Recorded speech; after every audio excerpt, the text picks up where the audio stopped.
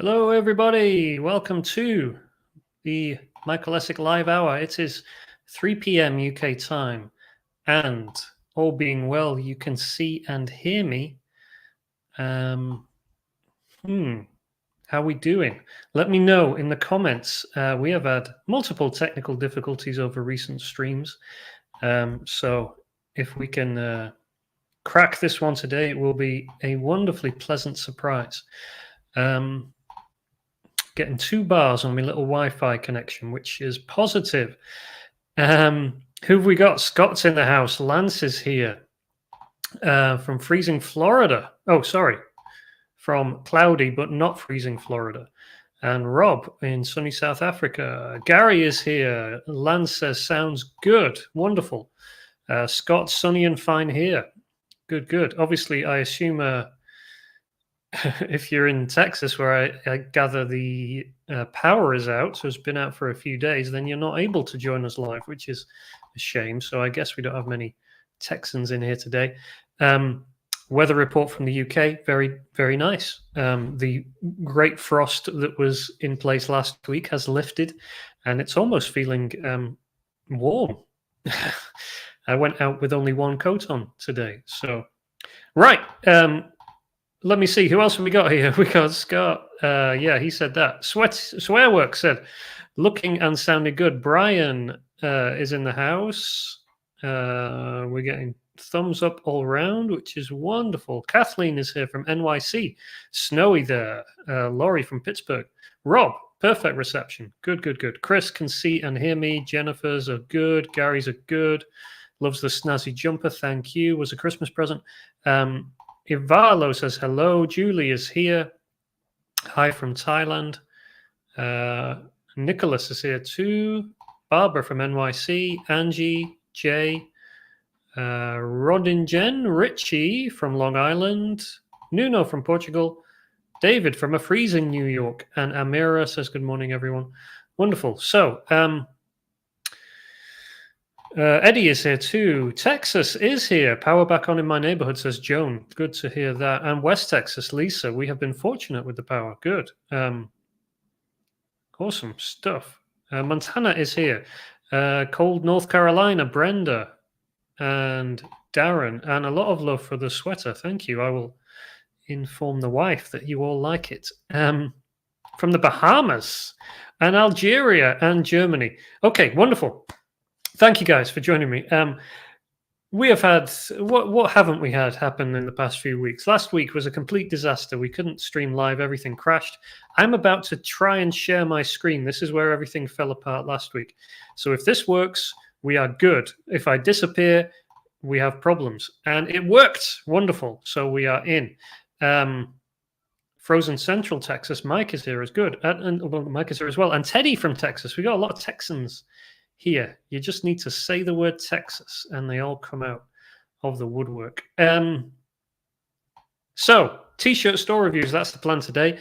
Last week we were going to do some chicken drawings and designs and stuff. Everything fell apart. I didn't save my sketches and my files for my chicken illustrations and stuff, so we're just going to forget about it. Let's just pretend, you and me, it's just between us. The chicken thing, it's never happened. Let's wipe the slate clean and start afresh. So today I thought we could do some store reviews. So usually we do design reviews where I look at your designs, you send in designs, I'll review them. Let me turn my screen down a bit here actually, so that I look even more professional on the video. Yeah, usually I do this thing where I review designs. And today I thought it would be interesting to review some stores and actually look at people who have stores or are beginning to start their stores, or they're looking for advice around a brand more than just individual designs. So that's the plan here today. And if you're joining us for the first time, please do like and subscribe. That would be wonderful, whether you're joining us for the first time or not. Either way works. Today's plan, like I said, is to review some stores, and you can ask questions in the comments as we go. So if you're on Facebook or YouTube or whatever, and there's a comment section, you can go ahead and ask questions. I will dip in to the comments intermittently and take questions and answer them. We'll be here for about an hour today.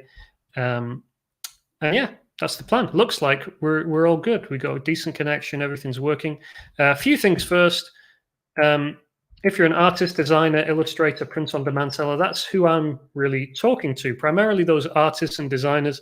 And you'll see here in a few seconds, we've got a few of them, talented artists and designers who really want to sell more products, whether that's to generate more of a passive income, to kind of tag on to their freelance work, or whether they're trying to really build a brand or something like that. So that's what we'll focus on today. And this is primarily, I understand there's, when you say designs or ideas for designs, that means a lot of different things. I'm talking about designs that are going to be printed onto products. So that is usually t-shirts, apparel, it could be mugs, it could be posters, but there are plenty of solutions now, if you're a designer or an artist, ways to take your art and put them on products and have them sold, and you make a royalty, or you can use print-on-demand fulfillment companies, kind of like a third-party fulfillment company, and you can have your art printed. They will print it, they will ship it, and they will send it to the customer without you having to do anything. So that's kind of what we're talking about. The big picture is the ability for artists and designers to create stuff and sell it without actually physically printing products, or physically even ordering big bulk orders of products or anything like that. So yeah, stores and brand owners, that's who we're going to focus on here today. And let me just point out that if you're not already on my email newsletter, that's really my kind of central hub around which where I send out all announcements, where I post the latest news and updates, which I think you should know about. I do a Tuesday tip. That's more of a kind of tip, trick, or bit of advice every Tuesday. And on Friday, I do a roundup of news or things that I think artists and designers should be aware of in the print-on-demand world, or in the art licensing world, or other opportunities that come up from time to time. So if you're not on my newsletter, do go and sign up, michaelessick.com/live. And I think I have a little overlay thing for that. What about this one? Does that work? Yeah, there we go. michaelessick.com/live. You can see it up there. You will get free t-shirt design tips and lots of free resources once you sign up. A couple of ebooks, resources, all kinds of different things like that. So if you're not already on there, do go and sign up. I'm also on Clubhouse. You can follow me at Essick on there. And yeah, that's it. So let me take some comments before we get started, and then we will dive in. Okay, here we go. Where did I get to? Tomatori is here. And Julian says, what a good stream. And Swearwork says, boom. Scott says, all good. Fingers crossed, says Raymond. Dan Ding says, hey. Swearwork says, what happened? Never happened. What chickens? Absolutely. And Grey Elephant Club from not so sunny Cleveland, Ohio is here. Felix from Ireland. Scott is talking about network cables. Artcore Marcus from Germany is here. Ivailo, I sent my store to your email. Is that right? Yes. Unfortunately, I should say I was inundated as usual with responses yesterday. That's the other way, by the way, when I do review sessions like this, that's the way to get your stuff reviewed, is to be on my email newsletter. I then send out an alert 24 hours before, and I say, hey, I'm doing a live design review or something tomorrow. Reply to this email. Plenty of you did, but you need to be on the email newsletter in order to actually receive that email, so you can reply to it and get featured here. So Ivalo, yes, that is right. You have to reply to the email. If you did, thank you. I wasn't inundated, like I said. There was a lot of responses. I'm only going to be able to look at 3 or 4 today. So if I didn't pick you, that doesn't mean your work is good or bad or anything like that. It usually means that I didn't think there was much I could quickly communicate in a video that would really help you that much. I'll talk about that in a little second here, but yeah. The ones I've picked out are people I think I can really kind of help with a few tips. Malia said, love the Tuesday nudge. Swearwork says, great email recommended. Scott says, agreed. Harris is watching from Indonesia, and Manash from India. Ivalo said he didn't reply. Just yeah, as long as you sent an email, I will have got it, Ivalo. But I'm not sure. I'm not sure what yours is one of the stores we'll be looking at. Ilka from Germany is here as well. Great. So, yeah, like I said, we got a lot of a lot of emails yesterday, a lot of responses from people sending in their stores. I did ask for Shopify, Etsy stores, those kind of things. I think a few people did send kind of Redbubble ones and things like that, but primarily I was looking for people who have their own thing. So Etsy is kind of a halfway house. Etsy's like in between having a Redbubble store and having your own Shopify store. You have the ability to tap into the organic traffic that comes from Etsy, but you also kind of have a little bit more wiggle room to make it more of a brand. You can tell a bit more of a story. You can you can do more custom things than you can with Redbubble. Obviously, you have control over the images and stuff. So Etsy's kind of a middle ground. And then Shopify, once you're in Shopify mode, you've gone full, this is my brand. I'm in complete control. And I'm going to take full responsibility for the marketing of it and all that kind of stuff. So those are the kind of different things. And I thought we'd focus more on the Shopify and the Etsy side today. Nancy from Florida is here as well. So couple of thoughts, kind of big thoughts on what I received. And I think there's a few big things that I wanted to pull out. So there was a lot of general stores, by which I mean brands which were not tied to any particular market or niche or group. They were really quite broad and covering a lot of different markets and different things. Now, that's not necessarily a bad thing. I have a general Etsy store. However, I would caveat that a little bit. It is a general Etsy store, but it is focused around funny T-shirt designs that are usually going to appeal to a certain kind of demographic and stuff. So whilst it's not what you might call a niche store around a particular topic, it isn't, I don't sell funny kids T-shirts alongside sarcastic, T-shirts for parents or something. Does that make sense? Like, I'm not selling general political gear alongside original funny stuff. Like, it's all original funny T-shirts, not around a particular topic, but that still ties things together a little bit.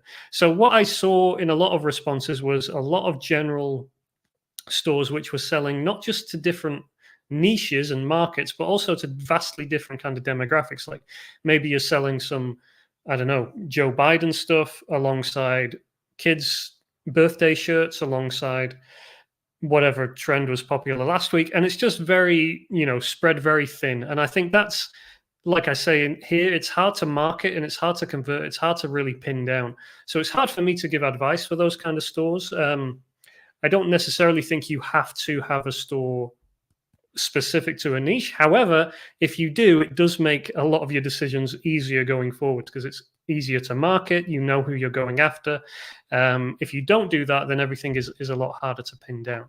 And the other thing I saw was maybe you're not covering loads of different markets and niches, but you're covering 1, 2, or 3 which are quite different.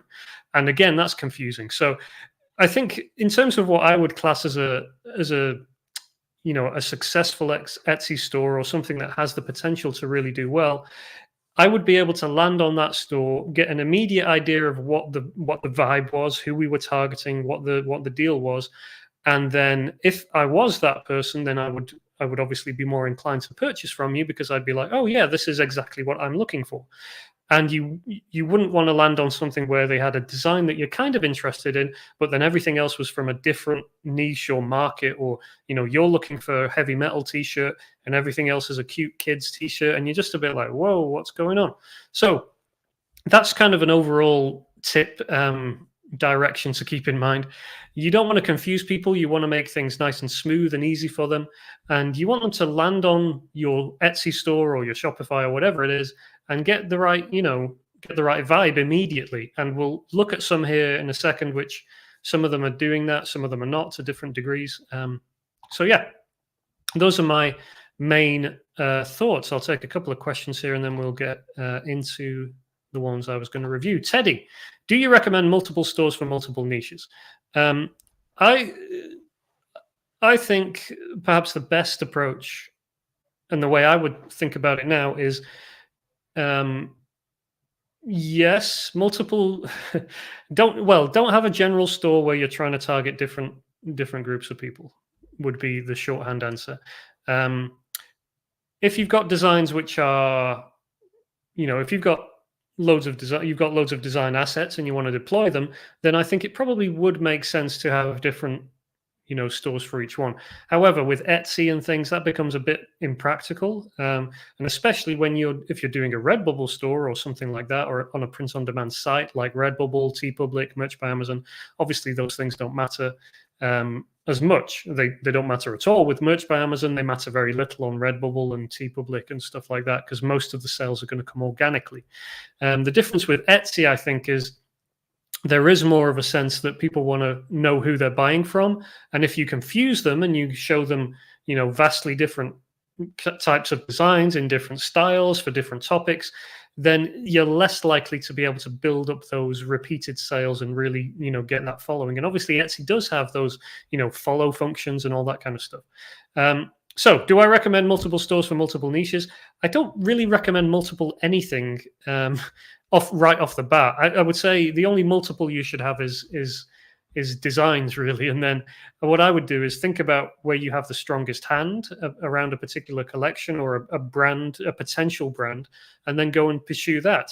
I wouldn't recommend, starting off out the gate and starting 10 different stores. And I think you're going to spread yourself way too thin. I think you should find that thing which you're good at, which you're interested in and passionate about, focus on that and really invest in that. And I'm not sure multiple would be a word I'd want to adopt.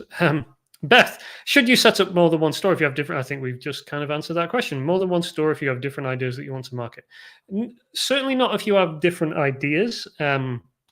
It's perfectly fine. Like I said, I have a general funny t-shirts account on Etsy.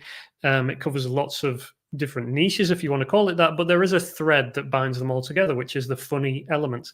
I don't have on that store designs that are not funny. I don't have generic, whatever it might be, location designs or, such and such a place or whatever it might be, birthday designs. I have specifically, funny stuff. So if there's a thread that links things together where it makes sense to have them under one store, then fine.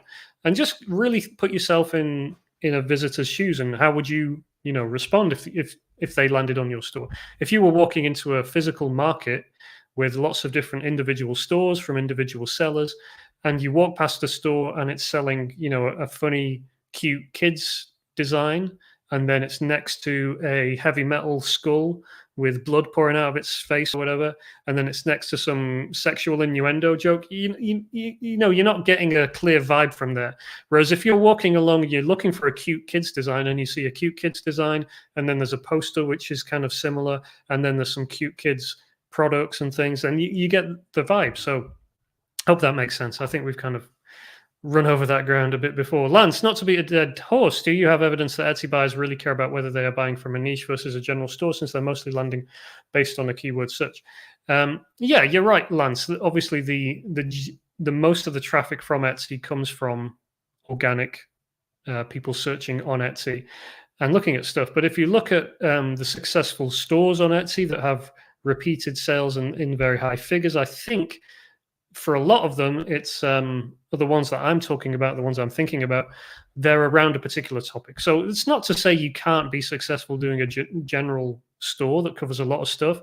I just think it's really hard work. I think it's very hard to get off the ground. I think you're competing with a lot of other people who are more well established, and I think you have a much better chance of success if you narrow down your view and look at a particular thing. Now, yes, you can sell on a generic store. Yes, you can sell all kinds of different types of designs. I just think it's a hard slog. It's like saying, is it easy to sell on, or should you sell on Amazon, or should you sell fulfillment by Amazon, or do something like that? Like, yeah, you can do it. There's loads of people doing it that've been doing it for years. If you want success, you have to really graft at it. And I think there's an easier route, especially if you're an artist and designer with skills, and you have good ideas and you have a good insight into a particular marketplace. Then you don't have to do all those, difficult.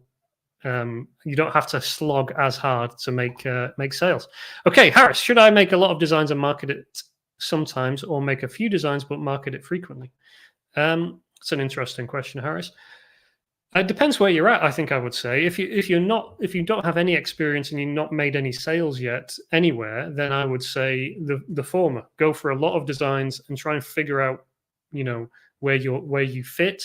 So that helps you figure out, you know, where you are as a designer, where your skills are, and helps you develop those skills. And it also helps you figure out what you can successfully distribute and market and sell. So if you create a lot of designs and you put them all out there, then you should get data back that says, you know, all these designs didn't sell, but these 5 did. And then you've got something that you can actually go off. So on the other hand, if you already are selling successfully and you have some of that data, then you can narrow your focus and you can focus more on this particular niche or whatever it is that's really working for you. Zaid, hi Michael, thanks for this question. Do you think it's a good idea to have social media feed on the store page? Some are of the opinion that this may detract visitors from the products or buying. I guess, Zaid, that you're talking about maybe Shopify or something, because I don't think you can have, unless I'm wrong, a social media feed on an Etsy store or anything like that. So do I think it's a good idea to have a social media feed on the store page? I don't think it makes a big difference either way. I think obviously you wouldn't want to have your social media feed on the first thing people see, but I think it's a good thing to have social validation, which a social media feed can give you. Brian, Lance, Etsy shopper will follow a store they like and shop there often and buy multiple items. Yeah, I think that's true. Especially, Etsy, you see a lot of people commenting, sending messages to you and asking questions. Can I get this and this? Can I get this with this or whatever it might be? I think that's the vibe on Etsy. It's more like, individual communication and stuff. And I think whereas on Redbubble, people are much more like, oh yeah, here it is. It's $15, buy it. There you go. On Etsy, it's a bit more like, who are these people? Who am I buying from? And yeah, you kind of have to separate yourself from the crowd a little bit there. Okay, let's review some stuff. First off, we have Tarsila. I hope I'm pronouncing your name right. Tarsila is a illustrator, and here is her website. She is an illustrator of children's books, as you can see here. And we have several, obviously several nice projects she's been involved in here, which we can see. And you can see her style, very kid-friendly, obviously very appropriate for children's book illustrations and things like that. So Tarsila replied, and she said that she has this shop on her website here. So obviously this is her personal kind of portfolio and website where potential clients might find out about her. And she has available on there signed copies of certain books, a Christmas card selection, and then a poster. So not a lot at the moment that she has available on her personal store. I'm not sure by looking at this exactly what she's using as her store to power her store, whether it's WooCommerce or doesn't look like Shopify to me. So it looks more like a WooCommerce solution or something like that. But yeah, you can see here we've got some kind of basic stuff. And then Tarsila's also recently opened up a Redbubble account, or fairly recently, I think, I'm not sure. But and this has obviously some nicely designed gift cards. We've got a series of vegetable and fruit puns, some nice greetings cards with cute illustrations and a couple of monsters and stuff. So 25 designs here on her Redbubble. So not doing huge numbers of designs, but 4 main collections that she's got. And then she has her store here as well. So, Tarsila's here. I hope I'm pronouncing your name correctly, Tarsila. So wonderful work. Obviously, really nice style and graphics, and very appropriate for children. And I have a couple of thoughts, which from looking to your stuff. So I think that the thing that kind of first jumped out at me was just that because of the nature of your designs. Tarsila says it's a inbuilt Squarespace shop, and I am saying her name right. Thank you. Okay, so Squarespace, which is fine. It seems to be a pretty well supported platform as well, as far as I know. I don't have any personal use of it. But yeah, the thing that first jumped out at me, Tassila, was whether you really need to use Redbubble, because I think I saw that you have you have a decent following on Instagram. So my thought would be that well, I wouldn't say shut down your Redbubble or anything like that. What I might suggest is that instead of selling these products, and there's not that many of them, you have 25 designs on here right now. Instead of selling these on Redbubble, where you're going to make 10, 20, maybe 30% margin at most, why not sell these through your own store, or set up a dedicated site or mini brand around a particular one of these brands? So you got 4 main styles here: the monster one, the garden puns, and then the cute Valentine stuff. I think there's certainly opportunity for you to spin something up that's kind of separate from your kind of freelance vibe, because I think that makes sense to have, you have a shop there where you sell books and stuff like that and things related to your books. But, almost a mini brand, a mini project, however you want to call it, which could be, more of an art-based brand on a Shopify store.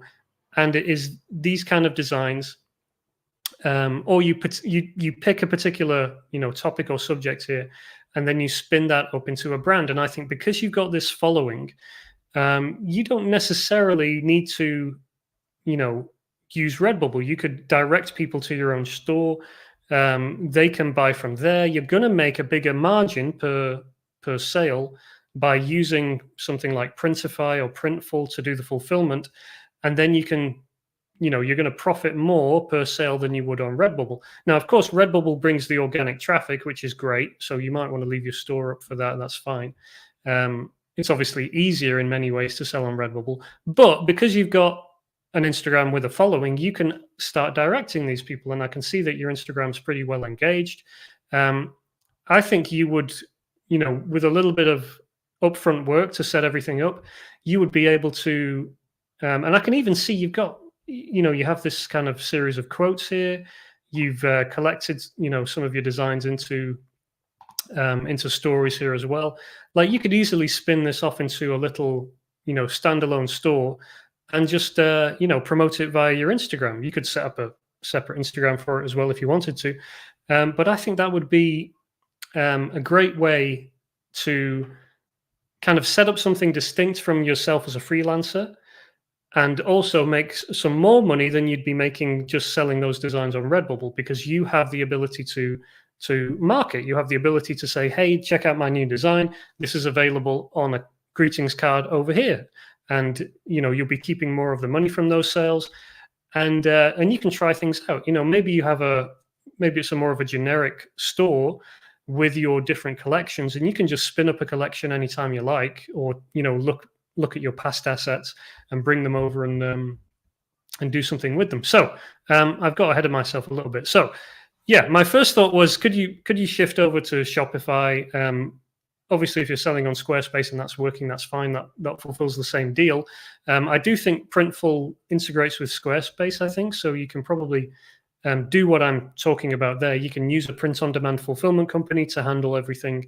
They'll ship the posters, they'll ship the greetings cards. You just have to set it up. And Tassila says, I don't have space for inventory, so would Printful be more interesting in that case? Yes, I would recommend checking out Printful. I'm pretty sure they integrate with Squarespace off the bat. Not sure if Printify does, but I'll just pop a link in the comments here. This is a link to my big blog post about print-on-demand companies and comparing them and stuff. So if you check that out later, that'll be a good read for you.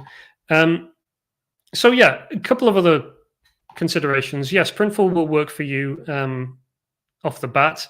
I think because you have this, because you have a store already and you do have some things in stock, I think it'd be nice as well, because you'd be able to, if you have your own store, your own brand, you'll be able to do those more personal things. Like Printful offers the ability to, you can put your logo on the packaging. You can even do things like you can send Printful stickers. So you could order a bunch of stickers, send them to Printful, and then they will insert a sticker in each of your orders, kind of like a little freebie or whatever, things like that. So there's various ways you can do stuff so that you don't have to hold stock. But Printful out of the bat will do, a lot of what you need to do. So yeah, my thoughts were, because obviously your style is very kid friendly, some kind of dedicated kids brand. So why not do something that's kind of targeted at kids, or obviously parents of young kids, something around that. And I imagine you have lots of assets in your portfolio and in your back catalog that you could pull on to start something like that up. I would also recommend you look at your Instagram feedback. So which posts, which designs, what styles are getting the most responses in terms of engagement and comments and likes and stuff. And that can direct your thoughts around what you could then spin off. So just having a quick look through, maybe it's something around animals, maybe it's something around the monster thing that you had going or something like that. But, those will give you a kind of hint at maybe what might be the most likely to generate sales and interest. And I also noticed on your store, you have these free resources, which are great. So these are like downloadables and printables and coloring sheets and stuff for kids, or draw this step by step. So this is great. One thing I would recommend, or you could consider, is you can use something like that to direct people to that brand, whatever it is you spin up. So let's say, for example, you're going to create a brand around these monster designs. So you're going to do some posters and t-shirts and things, and it's going to be kind of kid focused, and they're going to be these cute monsters on a kind of standalone brand. So you could then have downloadable, coloring sheets and things.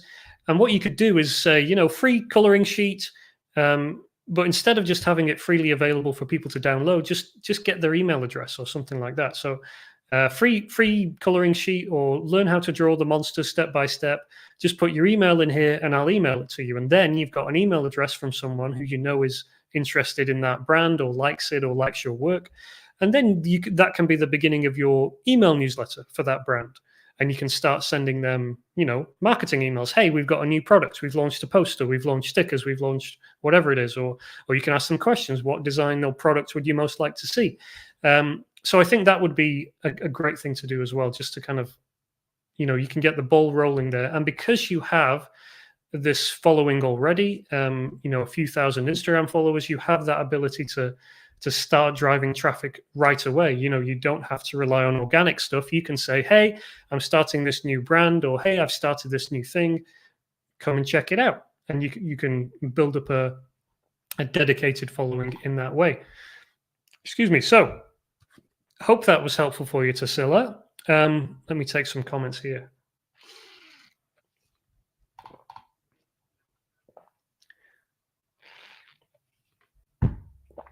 So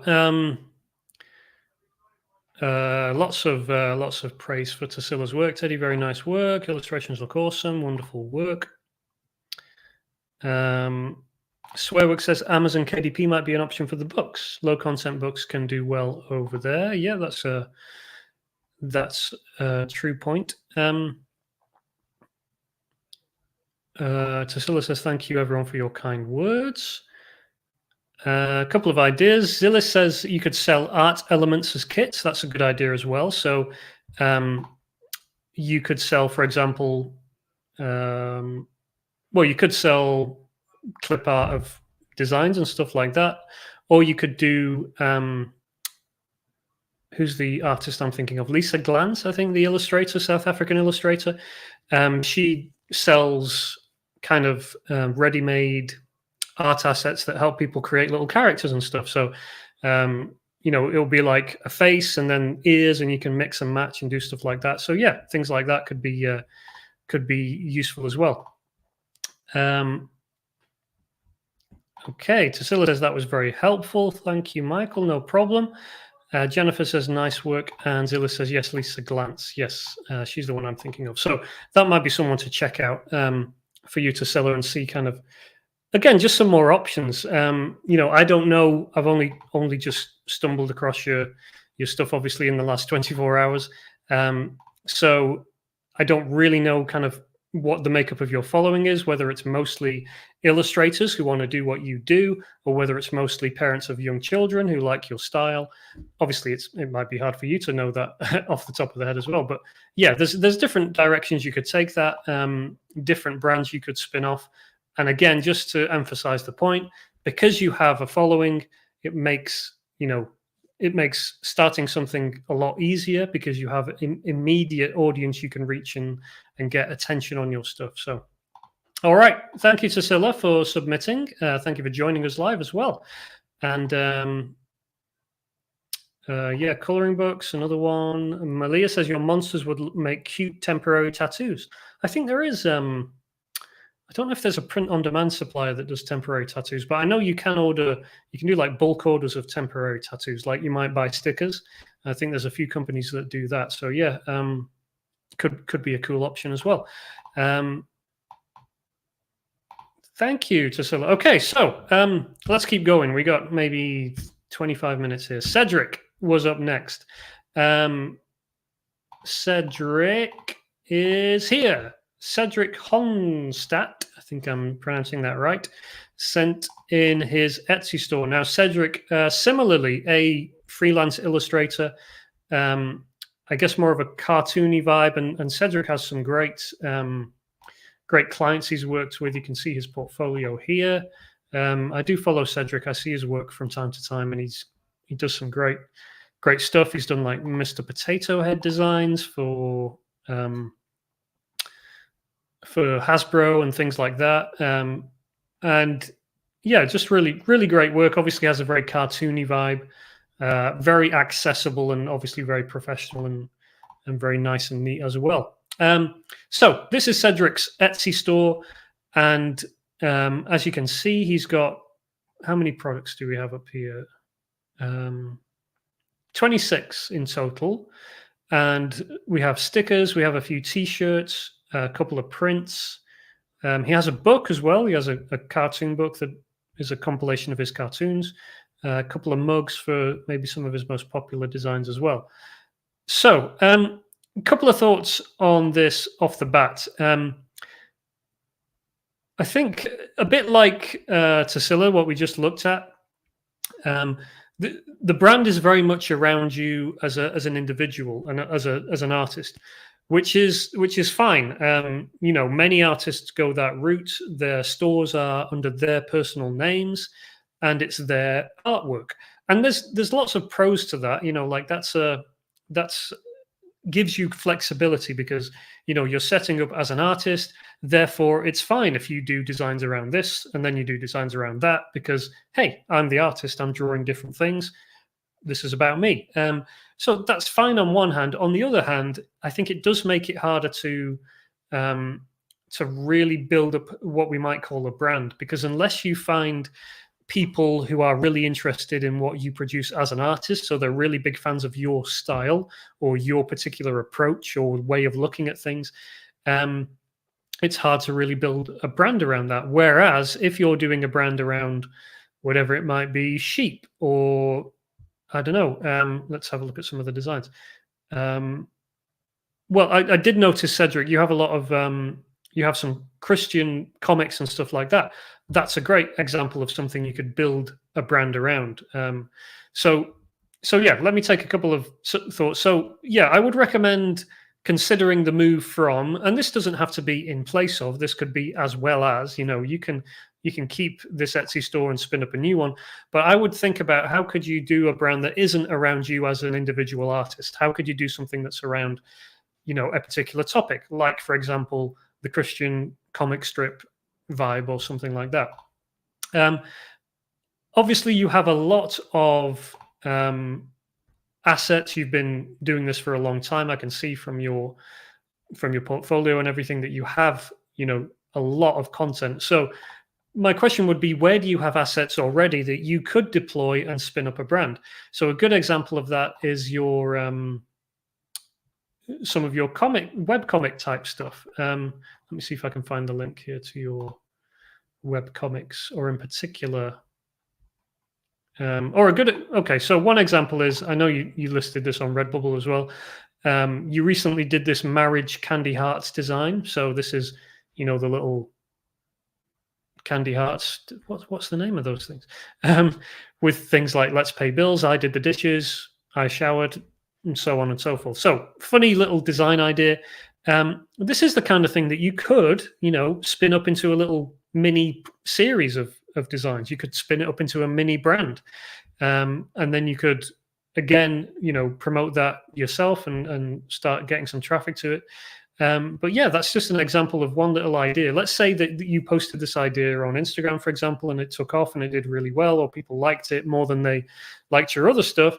Then that might be a good indication that, hey, this could be more than just a design on my existing Redbubble account. This could be a series of designs and a series of, concepts around the same joke. So hopefully that makes sense.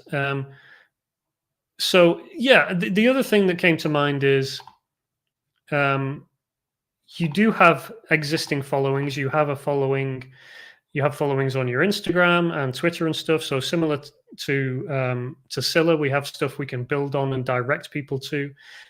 So use that to direct people to whatever thing you start.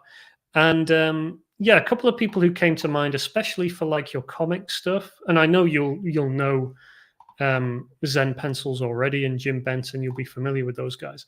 But that would be kind of the approach I would recommend. ZenPencils.com is not loading.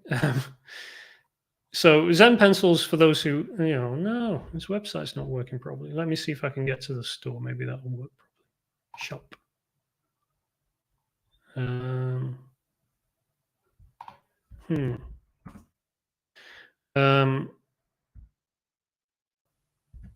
Okay. Maybe Zen Pencils has gone out of business recently or something. Oh, here we go. So, Zen, I keep saying Zed. Zen Pencils does these great big posters of these wonderful comics. And obviously you can see they're the kind of thing you want to hang on your wall. People want to look at for a long time. And obviously, I know you know this, Cedric, but some of your comics would lend themselves to the same kind of approach. And you have a particular collection of comics around, Christian themes and things like that. And I think a standalone brand for that would be a great direction for you to go in. I imagine you have a bit of a following around that particular thing already. So a standalone brand of kind of I guess you could call it a Christian Zen Pencils or whatever it might be. I think that could do really well. You sell them as posters and prints primarily, but obviously you can expand them into other products. And I just think that approach would lend itself to some of those assets in your portfolio that you have already. So yeah, hope that helps you, Cedric. I think, and again, you could spin that up as an Etsy store to start with, to kind of help tap into some organic traffic. But yeah, I think eventually that could be, a standalone thing, whether it's the Christian comics thing or something else instead. But I think the good thing about the Christian comics vibe is it engages people, because it's a comic, because people have to read things. It's not just a single design. It engages people more, which makes it good for social media. It makes it good for, it makes more sense to sell it as a poster. Posters and prints are very high profit margin usually. You can sell them for quite a high price and they don't cost that much to produce.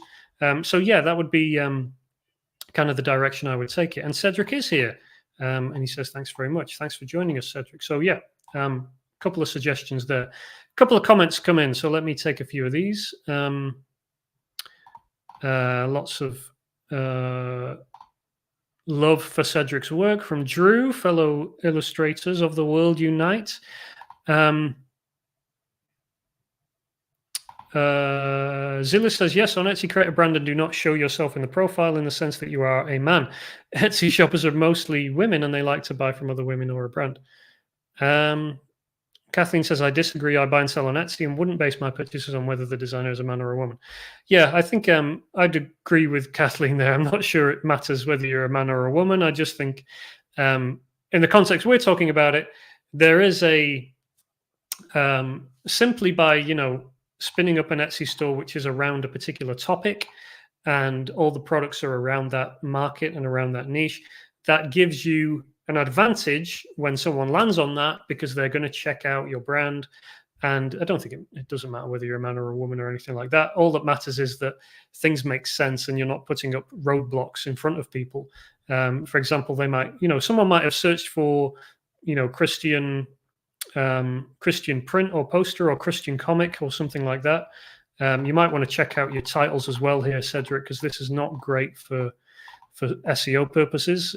Very few people will search for something like The Great Exchange on Etsy. So you would be much better off listing this as something like The Great Exchange, Christian comic print, or something like that. Jesus, Christianity prints, get a few of those keywords in there. But let's say someone landed on this and then they went back to Cedric's profile, they'd be like, oh, there aren't really any other Christian things on here. That's a shame. I was looking for a few nice Christian posters to hang on my, wall or whatever. So hope that makes sense. Sue, hi, Michael. If I have a topic, if I have a group of designs on Etsy inside my regular store, can I build a new store around that topic? I have to remove them from the store first, right? If I have a group of designs on Etsy, can I build a new store around that topic? Well, there's nothing wrong. I guess the question is, if I've got designs on my store, do I have to remove them to set up a new store? No, you don't have to. You could run two stores that sell the same designs. There's nothing, in Etsy's code that says you can't do that. The question would be, are they selling at all on your Etsy store? If not, just heave ho, just get rid of them and start afresh. If they are selling, then you might want to, there's a few other approaches here. Like if you have a store that's working and you want to rebrand it, you can do that. You can say, hey, look, this store is mainly selling, 80% of the sales are coming from my, whatever it might be, funny snowman niche or whatever. So I'm going to get rid of all the other designs. I'm going to focus and double down on that and rebrand it around that. So yeah. There's no rules on having them on different stores or anything like that. Cedric, some of my comics have been widely shared, but it seems comics are hard to put on merchandise. Yeah, I think prints and posters are the ideal formats, the ideal product for those. And I think your designs lend themselves to that especially well. And Zen Pencils is a great example of how to do that really well. How to do comic posters that look great as posters that you want to hang on the wall. So whether you take, you could take your previous designs and rework them. Maybe you could improve them to make them more something that would look great on a wall. Maybe that's adding some colors or changing some colors or whatever it might be. But yeah, I think that's the best approach. Sue says, nice work, Cedric. Impressive work. Love your work. Zillist, okay, Michael, does your Etsy shop show your profile as yourself or as your brand? Mine shows as a brand. So yeah, I don't have a picture of my face or anything. It's just as a brand.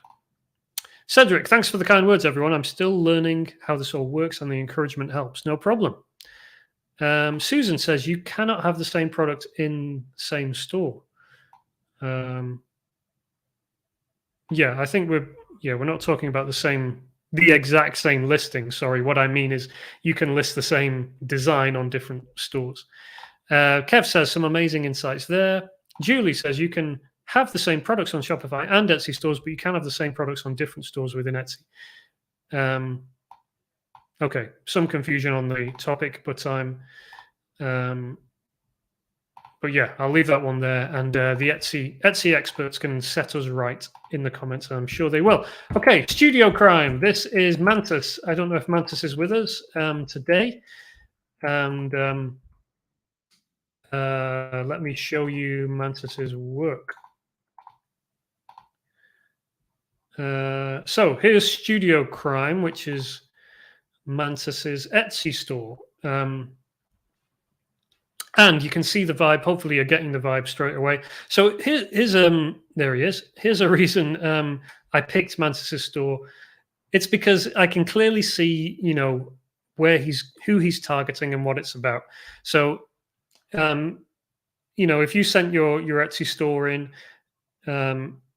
if it wasn't kind of focused around a particular style or approach or market like Mantis's is, that's kind of what means I'm not really sure what advice to offer you. If you're selling a lot of different products, then when it comes to the store itself, all I can really say is I can maybe give you a couple of tips on designs or something like that.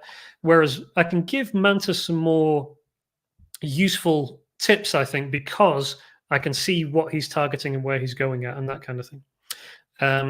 Okay, so Studio Crime. We can see that Mantis is going after a kind of metal, gothy,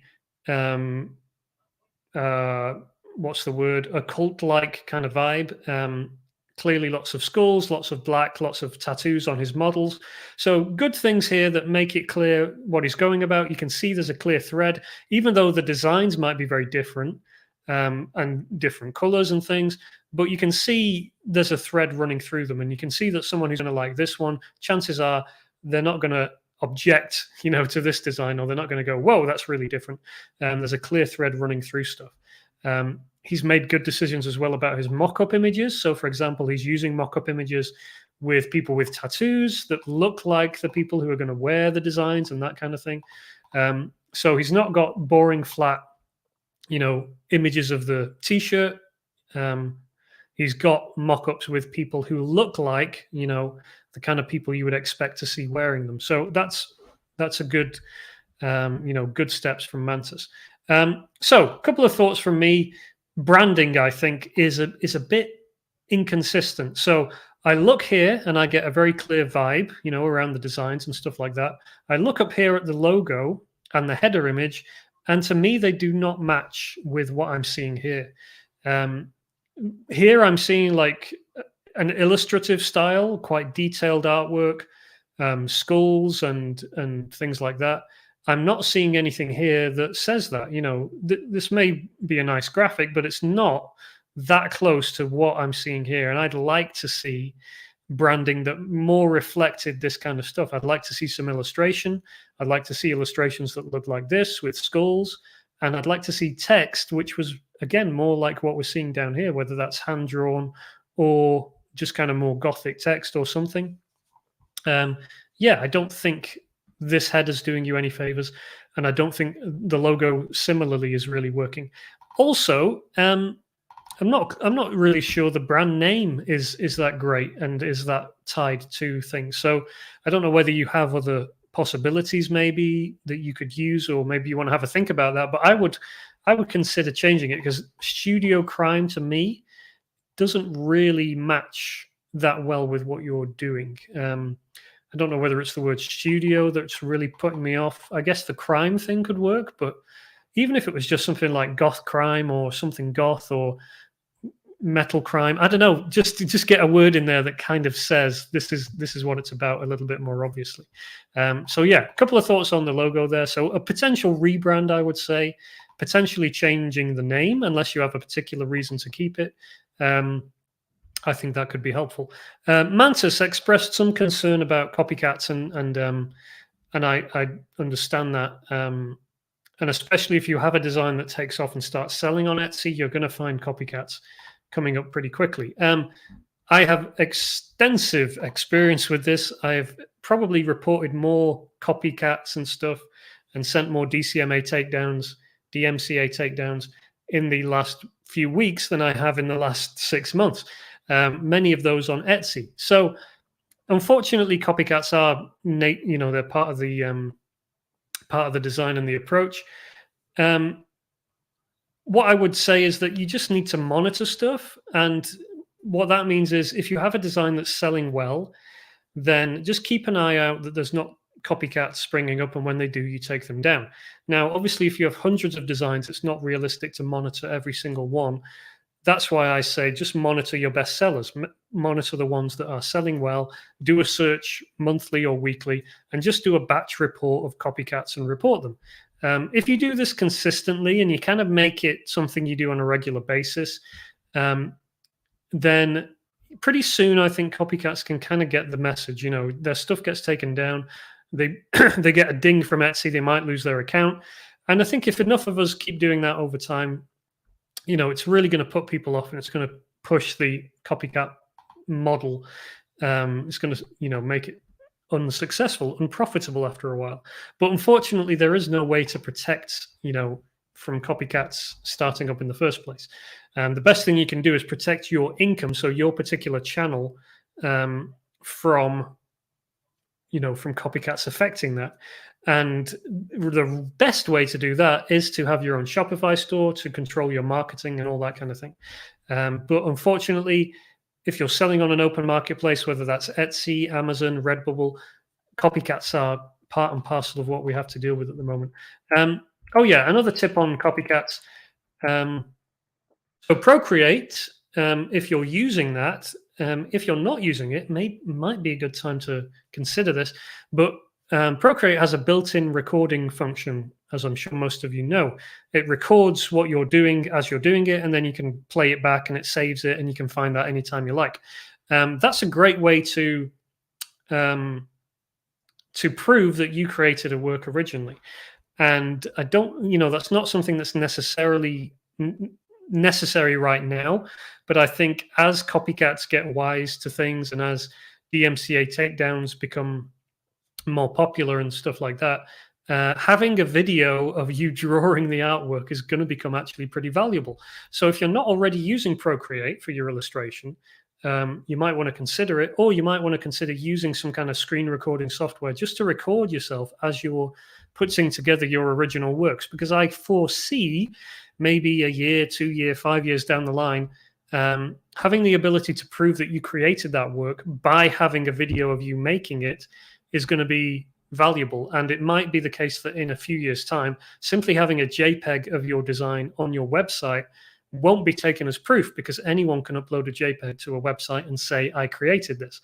So having some kind of recording of you doing it might be a good way of doing it. Procreate has that built in, but obviously you can do other stuff as well. Also on copycats and takedowns and things, register a domain name for your brand, and then set up some email addresses like legal@yourbrand.com. And when you're filing reports, use that email address. I have found that this can be somehow, companies and stuff, if they see an email address that's legal at a dedicated domain name instead of, like I said earlier this week, potatohead85@gmail.com, they can be more responsive to that kind of stuff. So a couple of tips there for you. Mantis, how are we doing on time? I think we're going to have to finish it up there. So I'm afraid I won't get to fighting words, but let me take a few comments, and then I'll give the old book a plug. Okay. Let's see here. Where did we get up to? Doobity-doobity-doo. 3x. What the size that all platforms can accept. So on the artwork front, I believe the Merch by Amazon canvas, is it 4,500 by 5,400 is what I do all of my designs in, and I think all platforms accept it. So I hope that helps you. The Merch by Amazon dimensions 4,500 by 5,400. Kathleen says, just followed Mantis on Etsy. Eileen, if you already have a store with random niches, could you just rebrand the whole store and remove the old designs? Or is it best to start a new store? Probably best to do what you say, to rebrand it, especially if you have some sales. It just makes Etsy, Etsy knows you're a bit more legit, and it might just mean that you show up in searches quicker or whatever. So yeah, if that's if something you have open to you, then it might be worth rebranding.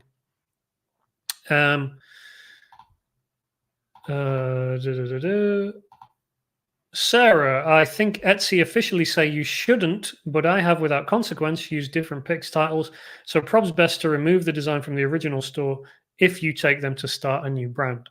So yeah, you can do it with Etsy. Maybe it's against the terms of service, but it seems like it's possible. And if you do want to start your new brand, probably best to remove them from the old store anyway. Coroy says, don't mix stuff for emos with metals and goths. They do not like each other. Grey Elephant Club, wow, what a show. Outstanding job to all. Best show ever. Oh, thank you. Lewis, I'm kind of late, but watching right now. Kathleen is talking to Zillis. Scott, you can easily record the screen in any program. Yes, using screen recording software, you can. EvilBit says Infinity has record features also. That's good to know. Susan says, awesome webinar. Thank you. Mantis says, thank you. Best wishes. Scott, 4,000 by 5,700. I haven't heard that one before. Barbara, fantastic, Michael. Maybe some more next week. Maybe, Barbara. Maybe. Let me give the book a plug. If you're looking for help with your t-shirt design ideas, if you're struggling to really, if you feel like your ideas and your designs are not really connecting, there's a lot of proven frameworks out there. There's a lot of methods and formulas that are proven winners no matter what market or niche or group you're going after. And if you use them and you use them at scale like I have, you're almost guaranteed to make sales and get results. So if you're interested in getting hold of those, I have put together 16 proven t-shirt idea formulas inside my little book of t-shirt ideas. It has over 150 unique examples in it, step-by-step instructions, and original illustrations. It's available at michaelessick.com/book. If you order one today, my mum will ship it out for you tomorrow. We are that quick. Or you can get the ebook version as well. So yeah, that's the little book of t-shirt ideas if you're interested in that. And let me just say as well, if you're not already on my email list and you want to get Tuesday tips from me and Friday roundups, and you want to be alerted to everything that's happening or that you should know about as an artist or designer trying to make passive income or trying to build a brand or trying to license your art online and really build a solid business from your creations, then make sure you do sign up at michaelessick.com/live, where you can get some good stuff there as well. Okay. Candice says, do you monitor for copycats yourself or have someone else do it? I've been doing it myself recently. It's been a long time since I have, but I've had a few designs that have taken off in the past month or so. So I've been monitoring things a bit more heavy-handedly. Arthur, more shows like this, please. Thanks. Thank you, Arthur. Karen, very interesting. Thank you. Richie, thanks, Michael. Interesting. Angie, liking the shop reviews this week to change things up. Amira says, thank you. Great tips. Jennifer says, this video clarifies a lot of things you have been saying. Cool. And Bo says, only caught the end. We'll watch the video. Thanks for doing this. All right. Awesome. Well, thanks for joining me today, guys. Hope you enjoyed it. And we will be back next week with something similar. I'll be in your inboxes tomorrow with a Friday roundup. So make sure you're signed up, michaelessick.com/live, and I'll talk to you next week. All right. Thanks for joining me. Have a great rest of your Thursday and a good weekend, and I'll see you soon. Bye-bye.